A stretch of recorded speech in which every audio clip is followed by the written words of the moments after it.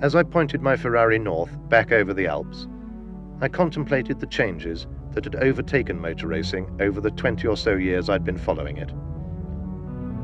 Gone, for the most part, were the rich amateurs and the larger-than-life characters which made the sport so fascinating.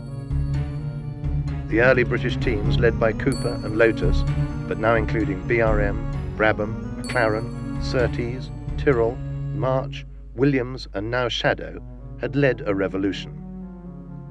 It had started as an inspired technical revolution, but it also turned the sport into big business. I shot these pictures at the last Grand Prix I attended, the 1973 British Grand Prix at Silverstone. Private entrants like Rob Walker are now struggling to cope with sponsorship, seven-figure budgets, and a world in which it would no longer be permissible to go out and buy a Lotus, a Cooper or a Brabham and race it in Grand Prix. Teams would soon have to construct their own cars in order to get an entry. Only Ferrari retained that purity of line, tracing a direct path back to the old days. And they were resisting the big money sponsorship for as long as possible. In 1973, Jackie Stewart had already won 3 Grand Prix, to equal Jim Clark's long-standing record of 25 wins, and Stewart was well placed to win his 3rd World Championship. Lotus, with 1972 World Champion Emerson Fittipaldi and Ronnie Peterson, were the strongest competition to Tyrrell.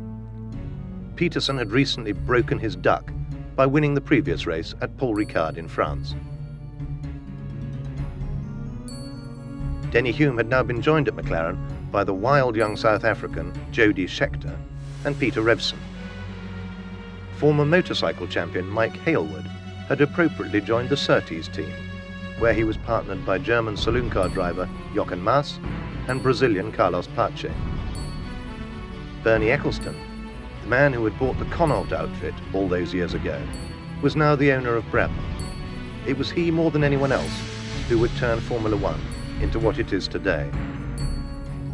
For better or for worse, there would no longer be a place for the Rob Walkers, the Kenneth McAlpines, the Carol de Beauforts, or even the Mike Hawthorns. Indeed, it suddenly seemed to me there and then, there would be no place as an amateur filmmaker for me.